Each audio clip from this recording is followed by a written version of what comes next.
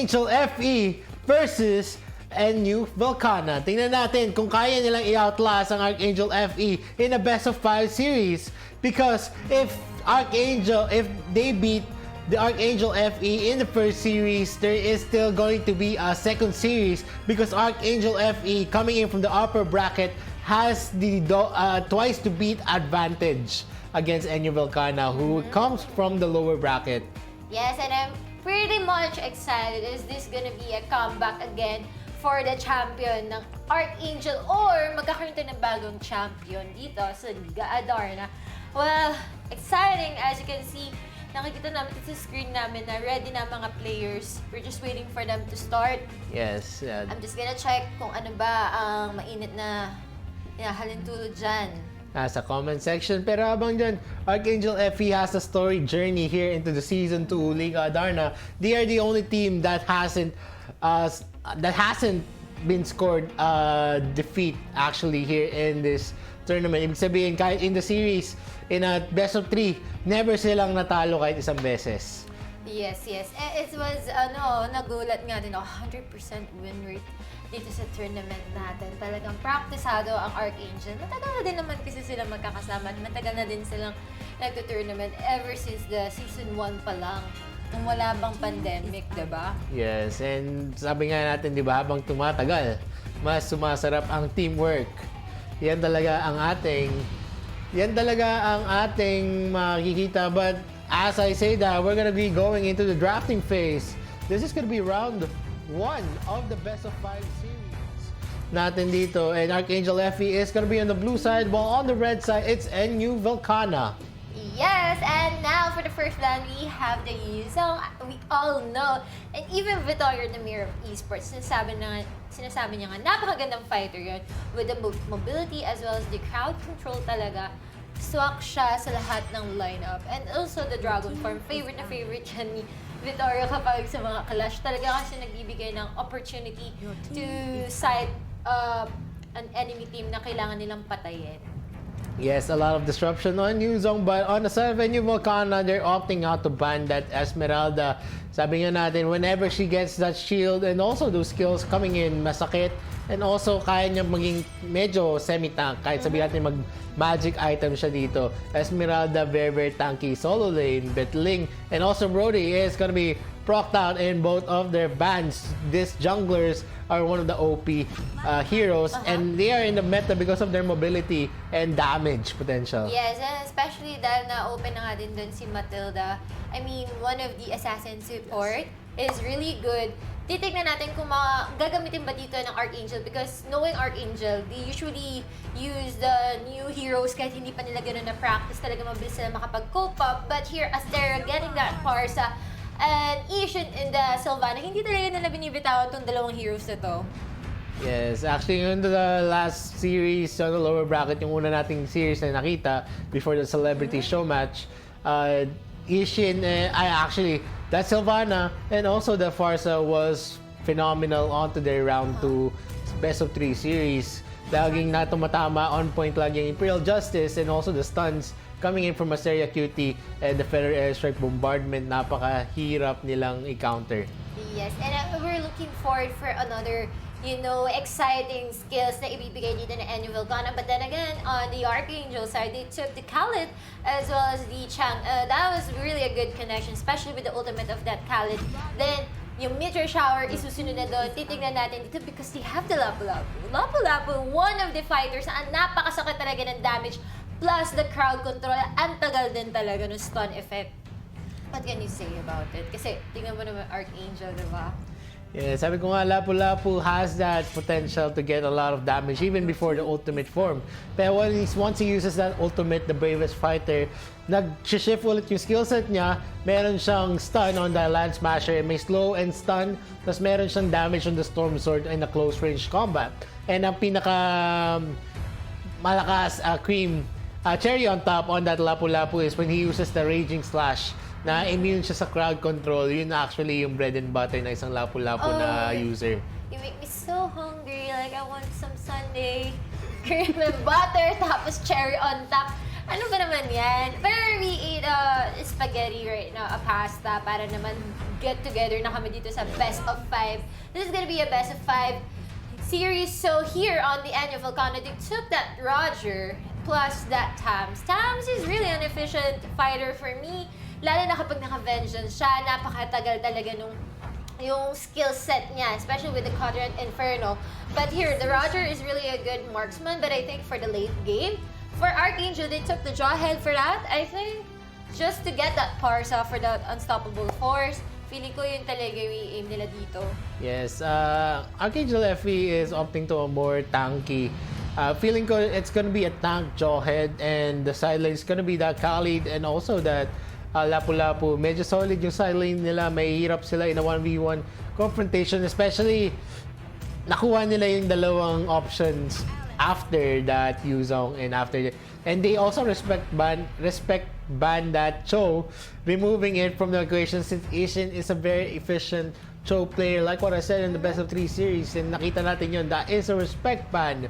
On their side, ArkAngel FE is looking dangerously filled with crowd control stunts, and also mahihirapan dito si Farsa to get a position just because of their lineup. Yes, and especially, I knew Velkhanna actually took that Alice. We all know that Alice is really, really powerful here at Mobile Legends Bang Bang because of the side, you know how do they micro nila yung Alice, like how micro Alice doing in this clash, and also will be giving away 200 diamonds every game. So keep on watching, guys. And back to the analysis, I'm saying this, Alice is really powerful about it because the damage and plus the tankiness.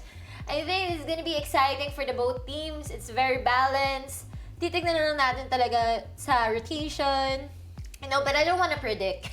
Yes, pag si Julian Napz yung nag-predict, siguradong sure talo yung sasabihin niya panalo. Never pang nagkatama. Kung 100% win rate ng ArkAngel FE, 100% prediction wrong naman si Julian Napz.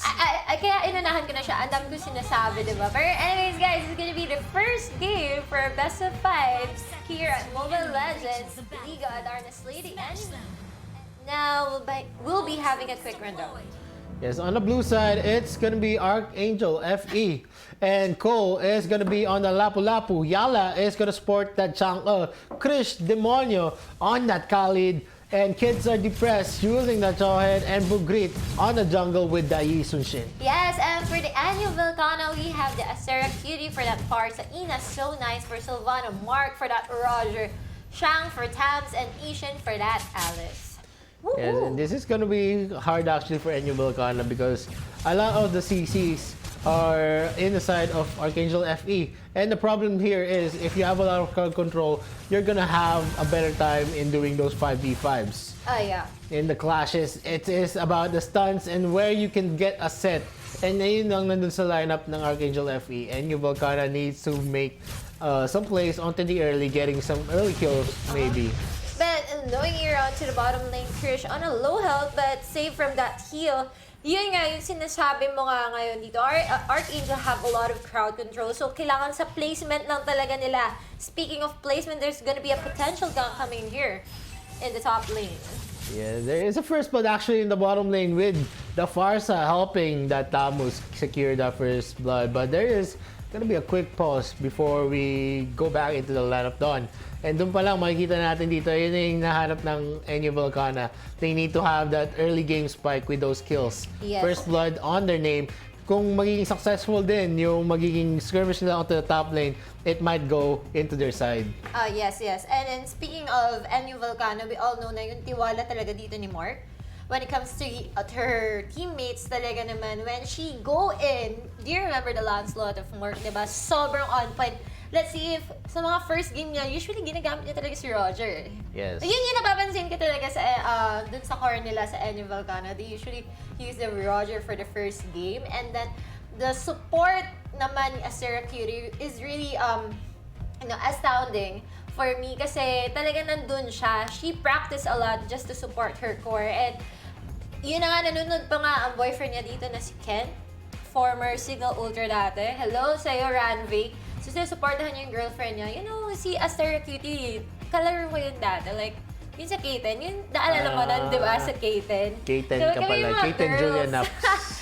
Yeah, but then again, I choose to be a shoutcaster. And then, eto nga, pinaprove niya na, you know, she's improving and I'm so proud of her. No, I'm so proud of my friend. She's a good support here. Yeah. But for the ArkAngel, no doubt talaga na grabe. 100% win rate for the Liga Adarna, especially from the last season. They won. You know? Yeah, undoubtable talaga ang ArkAngel FE having that 100% win rate. Also, as the champions of season 1.5, they don't need to prove anything right now. Kasi alam na, doon pala sa ating scoreline and also yung matches na lang nila magsasabi kung gaano sila ka-dominating here. And even, sabi ko nga, don't let that, sa mga fans ng Velkhanna, don't let that pressure you because there is still a fight here in the light of dawn. Anything can happen. Kahit sabihin natin 100% win rate, pwede pa lang mag-change ng history with Velkhanna as might be the champion for season 2. I know, and we're looking forward for that. But you know, this is Mobile Legends. Kahit gano'n ka pa ka-winning sa early to mid-game, you know, when it comes to the late game, the setup lang talaga, lalo na sa tanks and sa core natin, yung tamang positioning, dun talaga makukuha yung winning, and especially the objectives, you know? Yes, objectives are actually important here, but at the same time, if you don't have the capability to contest the turtle, then just leave it be. Especially into the early game, you need to go to be level 4 before you go and commit yourself to any clashes. Because you really need that ultimate. Speaking of that, there's gonna be an ejector coming in here from that Trish. Oh, the ultimate, so didn't really paid off.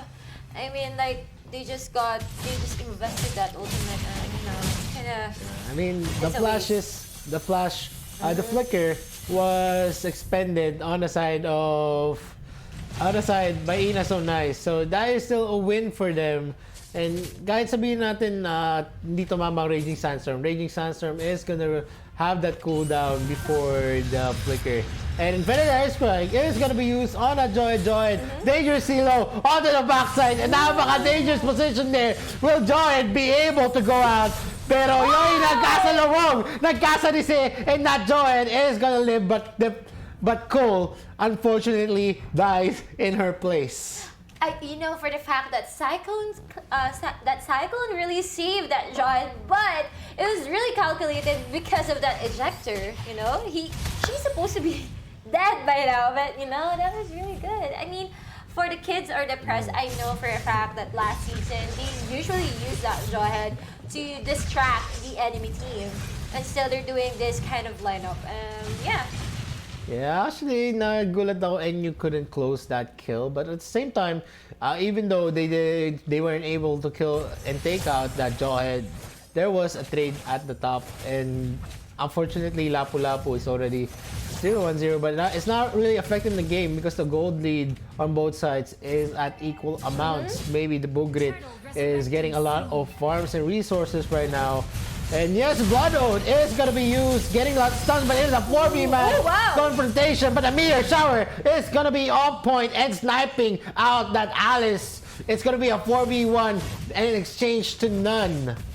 Yes, and I think this is for the fact that they can actually secure this turtle. But here comes Ina. So nice getting that ultimate. The turtle has been slain onto the side of the ArkAngel but still the clash is still going on. They're taking that mark on a low health here. Asteria, I think she's gonna be pinned down. If that would be an ultimate again for that Chang'e, knowing they want to get that Ina So Nice is gonna be dead, and that will be a 2 in exchange for none again in favor of the ArkAngel. Yeah, ArkAngel FE overtook that clash. Actually, they were losing onto the onset, but once those kills connected, Asteria Cutie just fell down through the onslaught of the damage coming in from Chang'e. Chang'e, one of the best mages right now here in Liga Adarna, getting a lot. Actually, the Chang'e users here in Liga Adarna gets the job done with the meteor shower, even sniping some lords into their games. And nakikita na dito effectivity niya against ArkAngel FE, and Shang is gonna be ejected. It's gonna be another kill for the side of ArkAngel FE. They already overtook the advantage that Velkhanna had onto the early game. I know, I think it's kind of too early for them to get pressured. You know, it's kind of hard if ang kalaban mo talaga is one of the best in the female leagues, and I think they just need to strategize and regroup themselves. You know, the aggressiveness of ArkAngel talaga, yun yung parang nakaka-pressure din sa mga nakakalaban nila. Yun talaga yung secret weapon nila is to be very aggressive in the early game. But look at this, Ishin's gonna be pinned down with that. Chang'e is really efficient right now from the ArkAngel. Yeah, na-predict niya pupunta doon si Alice with those teleport. And yun nga, and tumama ang Mountain Shocker giving Bugrit uncontested kill. Na hindi mo expect he was not there, but he was able to get a kill. It's gonna look good for their gold economy, especially for Bugrit, who is the main carry of this game, and Yala is already having a lot of damage just into the 6-minute clock of this game. Mahihirapan na dito ang Velkhanna because yung mga namamatay sa kanila is those carries. Even those side lanes, sobrang hirap na hirap. Top lane has already been pushed even if they get that bottom lane tower. Yes, I think kailangan lang talaga nilang pag-iihan yung rotation nila, not to contest the turtle right now. Parang hindi na nila muna kaya mag-contest, but let Mark do some farming. But look at this, the Jawhead here, the kids are depressed, looking that aggressive, but here comes the Feather airstrike. But look at that damage coming in from that instant shake together with the ultimate of that Khaled, but didn't push through. That was really, you know, the damage is real, I could say, for that Yinsen Shing. Yes, medyo mahirapan na sila dito. Like I said, Velkhanna's plays are not really connecting. And the Imperial Justice is gonna get a hit, but Ina So Nice doesn't have any mana to deal damage at all. And yeah, there is already a spot out here. She needs to go back and regenerate that mana to be effective in this game. And ito na nga ay magiging storyline dito na pressure na sila with the onslaught coming in from ArkAngel FE, just doing plays and plays and plays na walang may sagot ang Velkhanna right now. I think they shifted that up because ArkAngel took a lot of crowd control in here, especially having that Lapu-Lapu as well as the Khaled. Tapos Jawhead just to distract them on the jungle. Sa jungle side, and I'm seeing here in the graph, pumalag naman talaga dito ang Velkhanna, but then again, on to 7 minutes of the mark, it all comes down to the ArkAngel. Yes, comment ko lang siguro dito, but the unstoppable force is gonna be used on Asteria Cutie, and she is gonna be forced to use the skills, the bird form, to get out of that danger. Ang comment ko lang dito sa lineup nila, I don't really like the Alice pick. They already had Tamus na wala na nga masyadong crowd control. Sabihin natin meron siyang capability to sustain himself. But at the end of the day, he cannot catch anyone with his skills. Kaya niya lang mag-soak up ng damage. Pero wala na siyang magagawa bukod doon. Meron lang siyang passive damage through his Caustic Flames, Caustic Inferno. Actually, meron siyang sustainability. Kaya niya tumagal sa clash. But at the end of the day, itirahin lang siya natitirahin ng sa malayo nila Chang'e. And yun yung magiging storyline nila dito. Paano nila huhulihin itong mga to na punong-puno sila ng crowd control on the side of ArkAngel FE. Yes, and I'm seeing here is that even though Alice is a powerful hero, like you said, they already have that Napz para naman mag-absorb nung damage ng ArkAngel here. But let's see if sometimes they pick usually the comfort fix of themselves, like they couldn't get a hero na talagang kayang i-counter because it's hard to, you know, really practice all the heroes in Mobile Legends. Yes, actually kasi wala na rin choice si Asian onto the draft kasi nauna na yung ban dun sa mga solo laners. And yun nga, nakonti yung choices niya. Feather Airstrike is gonna be procced out to clear out the minion waves, pero this is not going to be sustainable on them. Kahit ilang beses nila gamitin niya Feather Airstrike for the creep waves, it's not going to be enough. They need to get the kill onto the members of ArkAngel FE. Sandstorm is not going to hit anyone, but it's going to box out that Alice. Medyo natakot na si Alice to engage kasi nakita niya apat yung members ng ArkAngel FE nagna-knockdown dito sa bottom turret. Yes, and speaking of that, you know, I just want to commend Lapu-Lapu for saving her turrets on the top lane. Yun talaga yung nagpaganda sa teammates ng ArkAngel. They can actually rotate. Apat sila, di ba? Because kaya niyong i-sustain yung top lane. And Blood Oath, and also the Sandstorm is gonna get a hit. The Sand Guard, but it's not gonna be enough because there are 3 members of Velkhanna, and Roger is now trying to get that Yala out of the picture, but it's not gonna be enough. Bugrit gets a response as fast as he can to save Yala. Yala just harassing the Roger right now onto the blue buff. Yes, and I think for the fact na hawak na talaga ng ArkAngel dito ang map. Speaking of that, it's only 11 minutes of the game, and now there's gonna be a clash going on here onto the red buff. The whole team of Velkhanna is trying to save and give a buff here for Mark. Kailangan lang talaga nilang pahabain pa yung game to sustain the game para magkaroon naman ng item dito si Mark. And I think there is hope for this for the Velkhanna. Pero nahuli nila dito si Cole. Bravest Panther is not gonna be procced now because of the Imperial Justice coming from Silvana, but the Mountain Shocker gets a hit. And Farsa is gonna fall down from that onslaught of damage coming in from just the ultimate of a Yi Sun Shin. Napakasakit kasi ang daming tumatama. Madikit-dikit sila. Yun nga eh. Yun yung problem. Sometimes like, meron akong kalaban na Yi Sun Shin, I need to have the boots agad para lang maiwas-iwasan mo yung ultimate na yun. But then again, kasi pangat lang talaga dahil nasa middle lane sila. Talaga magdidikit-dikit sila doon. But then again, the middle turret is now down. The middle turret is now down indeed, and ito magiging problem in Velkhanna. Most of their turrets onto the top lane and to the bottom lane is already shaved off from the map. Ang problema nila dito is if that mid lane tower also falls down, there's no more. But the Unstoppable Force catches Ina so nice on that crossfire. Pero di subukan ni Yi Shin to save everyone, but she's gonna be able to teleport, and it's gonna be a double kill for that Roger, getting a lot of damage. Zoran is gonna fall down. Yara is also onto the side of Velkhanna, but Lapu saves the day with the bravest fighter, but that's gonna be enough. It's gonna be a wipeout on the side of Velkhanna, 5v3, and also, ito nga pagkakamali ng ArkAngel FE on a clash. Hindi sila nag-clash ng buo. Yes, and I'm seeing this. Yun nga yung ginagawa dito ng Velkhanna na sinusustain lang talaga nila yung game para magkaroon talaga ng item to si Mark. Sinabi ko naman sa iyo on the early game natin na tiwalang-tiwala sila kay Mark because once na nagkaroon ng magandang position dito si Mark, she will actually be so confident to get the kill. And now, as you can see, the score is 7 versus 10. Now leading for the Velkhanna, walang imposible talaga sa Mobile Legends, you know? Yes, and the 4K gold lead coming in from ArkAngel FE is now erased because the gold lead is now leaning into Velkhanna. Although it's not that substantial, but it's still, they got that kills and it equalized the economies on the both teams. And eto na, Velkhanna has the chance to take back the game. Basta makuha ulit nila doon yung mga carries na katulad si Yala, and actually Yi Sun Shin was not into the position to go into the clash. So nagkulang sila ng damage and firepower, and feeling ko medyo nainitan yung ArkAngel FE doon.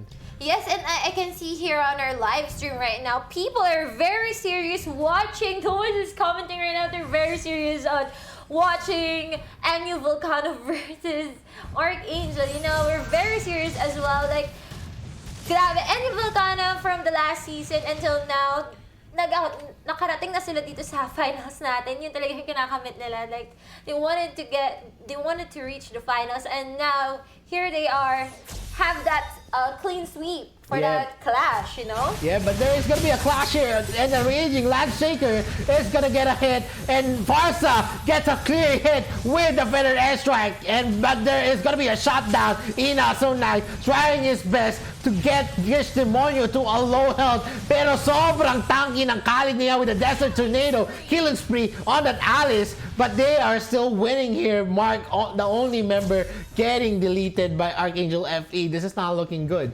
for ArkAngel FE right now. They lost 2 of their carries on that Cole and Bugrit, but Mark is definitely out of the game. But still, most of the members of Velkhanna was able to live out onto the clash. You know, as you can see on that clash, nakita ko naman ArkAngel is trying to, you know, show off the positioning, but then again, Mark really sacrifice herself just to go there and parang hindi lang din makuha yung mga teammates niya. And you know what? They got a 2 kill, which is a good thing, you know? Nagkahiwa-hiwala yung positioning nila doon. But then again, Mark going in from those ArkAngels and kaya siguro namatay siya doon kasi alam naman niya na kayang bumakapan, especially with the feather airstrike, you know, of Asteria Cutie. Napatay niya doon si Yun Sun Shin. Yes, actually nahuli nila si Bugrit. Imbes na makapag-free siya onto the backside, nahuli siya. Although they get that kill on Mark, ang kailangan nila dito is to reposition. So, hindi naman nila kailangan pero feather airstrike is gonna be used. Imperial Justice hitting that crab, not the hero. Sad. But if it could have hit, it could have been a one-man takeoff on the side of ArkAngel FE. Yung, talagang very flexible din si Johan. Flicker out agad-agad. Munti ka na siya mategi-tegi. Dahil 4 yun. But then again, you know, the confidence is on the side of Velkhanna. They're trying to push. They're really trying to push in. And I think they're gonna scout the Lord, but not take it first. I think not all the members of ArkAngel, pero nandun sila. Yeah, it's more of a vision-wise, but Ina's so nice if he hits someone with the Imperial Justice, maybe that Yala. They're gonna definitely win. And yes, the ejector is gonna be used on Yishin dangerously low with a meteor shower coming in from Yala. It's not gonna be enough because the Winter Truncheon is gonna be used by Alice, and it's safe to say it's gonna be a good disengage on the side of NU Velkhanna. That was really a good timing for that Winter Truncheon. I mean, really, kung ako yan, I would be pressured and I'll be dead, you know? Hindi ko na maiisip pa mag-Winter Truncheon. Yes, the Winter Truncheon, really useful item for that Alice, especially na pumapasok siya lagi. Especially you can use it while on a Blood Ode, right? Yes, habang naka-Blood Ode siya, pwede siya mag-regenerate. Pero yun na nga, it's more on the timing and mahaba actually ang cooldown ng Winter Truncheon. So, let's expect that in the next clash it's not going to be ready for that Alice. And alam niyo na ArkAngel FE. Sasabihin na nila, oy, wala nang Winter Truncheon. We can't commit to the Alice. And nakita natin, pag walang creeps or walang clash na matatama ng Blood Ode, ang bilis lang ma-burst down ni Alice. Yes. And because of that, you need to be very, very smart when using that Alice. Sometimes kasi when you're so pressured using it, the first skill, hindi mo na lang gusto ka na pupunta, but speaking that here onto the bottom lane, they really want to get that Yishin. But look at that, Asteria Cutie onto the back line. Talagang hindi mo mamimiss out si Asteria. She would be there when your friend is in need. You know? Lagi siyang nandoon. Wala, tunay na kaibigan daw si Asteria Cutie. Pero nakita natin doon, in a 1v1 confrontation, wala na masyadong magawa ang Blood Ode kay Lapu-Lapu. Hindi na siya ganun kalakas yung damage into the late game. Raging Slash, look at the 1v1. Hindi niya mapatayan for sure, but still, makikita na natin dito yung damage potential ng isang Lapu-Lapu against a solo lane Alice. And eto na, I think they're just making space to get that Luminous Lord. Yes, and I think for a fact that they can actually contest this, but then again, malapit na matapos dito yung life ng Lord. I think someone should really need to go up. And now here comes the ultimate of that Ina. So nice. The Lord has been slain onto the side of that ArkAngel. Low health here, but wow! Mark just killed that Yin Sen Shing, and now she's taking in that Krish. Krish trying to escape. Here comes the meteor shower onto the back line, but Ina so nice going in because of that immortality. But still, they have secured the Lord on the side of ArkAngel. Yeah, ArkAngel FE was able to secure the Lord, and that is a boon. But if ever any Velkhanna could have taken that Lord, it would have spelled a GG well played. Because, you know, Mark already killed Bugrit. Bugrit is out of the action. It's still going to be a useless Lord for now. And no push is gonna happen for the side of ArkAngel FE since Bugrit is out of the picture. No one can commit actually on their side. Nakakatakot din kasi once Ina so nice gets a lock in with the Imperial Justice, mahihirapan nang umalis ang ArkAngel FE. So they're very actually, yeah, Imperial Justice just gonna get in with the spiral strangling. Pero tinamaan ni Cole ng Land Smasher. Etong si Joy dangerously low. But look at that. Sylvana procs out that immortality. Mabubuhay pa kaya siya? And the answer is no, because Cole finishes off that Sylvana, and also Mark in a dangerous position. Cole trying to go for another damage, but Ishin is gonna use the Blood Oath in front of the damage with the Truncheon. Is gonna be procced out with the Meteor Shower. Still doing, look at Ayala getting a lot of damage. Sobrang lakas ng damage na nakikita natin dito kay Ayala. But it's not gonna be enough. Kish Demonyo is in the middle side of Enyo Velkhanna. Enyo Velkhanna loses another member on Atamos falling down. And Asteria Cutie might also go down, but she is gonna be able to mamba out with that bird form. But I think she's going to be pinned down here. Yala here saying that Asteria Cutie. And you know what, guys? I think it's gonna be a tie right now. They lose that bottom turret. Yeah. Wow, that catch was really tight, you know? Like, it was really intense. I mean, like, for the fact that flash was so long, you know? Yeah, it was very, very long. And at the end of the day, Asteria Cutie fell under the damage from Yala. Yala just getting a lot of free hits. Makikita na natin dito, napakasakit ng isang Chang coming into the late game. And Immortalities has been procced out. And most of the members of NU Velkhanna losing out much in that clash. And yun lang, ito na masasabi natin. Just onto the, sabi ko nga, the better side lanes is also contributes to the win. And nakita natin doon Cole and that Lapu-Lapu and that Khalid, kung gaano katagal yung sustainability nila sa gitna ng isang clash. And nandun sila sa gitna ng NU Velkhanna and wala silang magawa. Yes, and for the fact that there's a Lord, you know, they're thinking about to take down the Lord. Mark did really a good job in that clash, sustaining it, and then, you know, for the fact that NU Velkhanna is still hoping for the best, you know, even though ArkAngel learned from their mistake on that wipeout, alam na nila, the game is paused. Break muna. Yes, and the game is gonna be paused. Wala na masyadong magawa NU Velkhanna into those clashes kasi lumalabas na rin yung disparity ng heroes nila dito. Like I said, you have sustainable heroes on Napz and Alice, but at the end of the day, you want someone that can set a clash and initiate.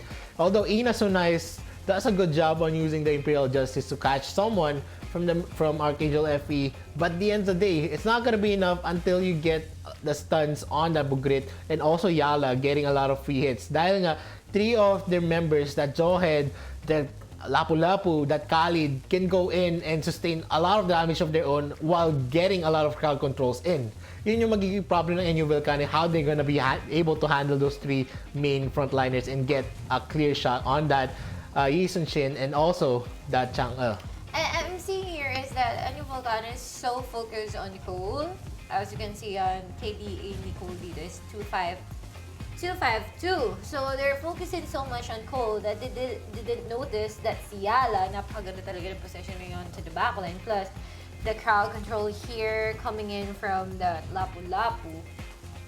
I mean, I think they should regroup themselves, not focusing so much on Cole, but focusing on kung sino ba yung nagpo-protect kay Cole because mabilis lang naman patayin si Cole eh. Sobrang squishy ni Cole dito, and especially for the mobility of Roger, yung transition talaga when it comes to the first skill and second skill, kaya niyang abutin talaga si Cole. Hindi. Actually, dito, ang problem nila dito kay Lapu-Lapu is crowd control. Di siya naapektuhan ng crowd control. And meron siyang regeneration kasi once he hits those skills. So, ang problem nila dito is how they're gonna handle it. Kasi napipigilan yung feathered airstrike ni Farsa with that Khalid Sandstorm and also those land shakers coming in from the Lapu-Lapu. And nakita naman natin kahit di na kasi na-unstoppable force ni Jawhead, hirap na si Farsa. Kasi kahit anong kasi ang problema nga lang dun, ang problema talaga niya dun sa feathered airstrike kasi wala siyang hindi niya pa gagalaw. Pero as well says na Meteor Shower is gonna be proc down with the bravest fighter coming in from the Lapu-Lapu, bursting down. Ina So Nice out of the land of dawn. Galit na talaga dito yung ArkAngel because you know na wipe out sila kanina and now they know how to do it. Parang nakinig sila sa'yo na wag silang apat lang sa clash, you know? Lahat sila nandun na agad, especially when taking that Ina So Nice. Tatlo silang nakaawang doon just to secure that kill. mean, yun yung maganda dito sa ArkAngel is that mabilis sila makapag-cope up sa mistakes nila. Yeah, napaka-adaptable ng team na to. And now they're actually in a position to take that Lord. Kasi wala si Ina so nice na talagang main initiator ng Enyo Velkhanna. And this is gonna be dangerous for Enyo Velkhanna. Dahil nga, this is gonna be a level 3 Luminous Lord on the side of ArkAngel FE. Talagang mahihirapan talaga sila dito mag-defend. They only have 2 towers left and the bottom side is already has a hole into the bottom side kasi wala na yung tier 3 inhibitor turret onto the bottom side. I think for Enyo Velkhanna, just have to wait the initiation of the ArkAngel because usually kanina, they're the ones who scouting and then nalulugi sila sa clash. So they have to secure themselves if they can actually push through this. Lalo na sa magandang setup, like, wag sila doon sa masisikip. Lalo na nahihirapan sa positioning sa Feather Airstrike nga dito si Martha. Like you said kanina, talagang inuultihan na siya dito ni Krish with that Sandstorm, you know? No, it's nice that they're waiting on their base na lang muna. Yeah. Especially with the Lord. Yun lang chance nila in a 6, parang gawin nilang 6v5 kasi kasama nila yung turret on the damage. But I think it's not gonna be enough because look at the damage Imperial Justice. It's gonna be procced out into the Jawhead. Jawhead ejects Ina so nice into the crossfire of his allies, ArkAngel FE, dealing a lot of damage. The top lane turret is also gonna be dangerously low. And it's gonna be a killing spree for Roger, getting a kill on a Lapu-Lapu under the Nexus, but it's not gonna be enough. Ina so nice, also dangerously low. Is it gonna be a tower lock? Yes, it is. And ArkAngel FE is gonna take the round 1 of the best of 5 series. ArkAngel FE proving the 100%, still having the 100% win rate in this tournament. You know, for the fact that it was so close for that Enyo Velkhanna, but I think for their second game, they have to think about their lineup, you know? Alice was really like kind of a doubt because what you've said, Napz is there to get the damage and everything. So on to their second game, they have to pick for a crowd control na hero, or they have, you know, in the draft kasi talaga you have to think who's you going to ban, or sometimes when you ban a hero, kailangan mo lang din na i-open yung gusto mong hero. Yeah, I felt like the Alice was not the best kind of pick. Pero sa option siguro kasi niya na mga comfort pick niya. Kasi comfort pick niya si Cho, but you got banned. And Yuzong and also has been banned. So ano pa ba mga choices niya out to the solo lane? Parang konti na lang kasi yung magiging tanky. So maybe na-force siya to get that Alice. Pero feeling ko kasi when you're drafting, mas maganda kumuha na solo laner kasi mabilis maubos. Yeah, mabilis maubos yung mga solo laner. Yung ginawa din ng ArkAngel, the first pick of them is the Lapu-Lapu. Yes. Yun nga yung mga naging problem nila. And before anything else, guys, before we go to round 2 of the best of 5 series, we're gonna take a 5-minute break. So once again, I'm your shoutcaster, I'm Vittorio, and with me is Julian Napz. And See we'll you. be right back. Go,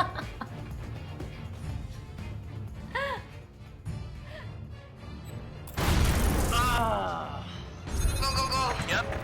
Oh! Check for trap! Lost the way. No way! Again. Last one na talaga.